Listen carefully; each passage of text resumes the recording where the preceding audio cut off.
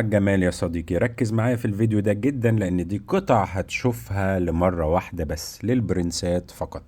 وفعليا لما بقولك مرة واحدة بس مش ليك انت يا صديقي، لان احنا فعليا متعودين على القطع المميزة واليونيك علشان نظل مميزين، لكن بقول علشان الناس اللي بتفضل تلف بالصور وترهق نفسها.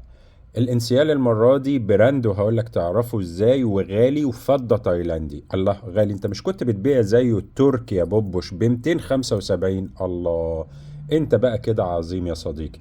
انت حضرت من ايام ما كانت الفضة ب 25 جنيه، النهارده الفضة لحد 150 جنيه. يبقى الفضة بتكسب ولا بتخسر يا ابو الشباب؟ الفضة عمرها ما تخسر لو كانت براند مميز. حاجة زي كده، حاجة زي كده، حاجة زي كده.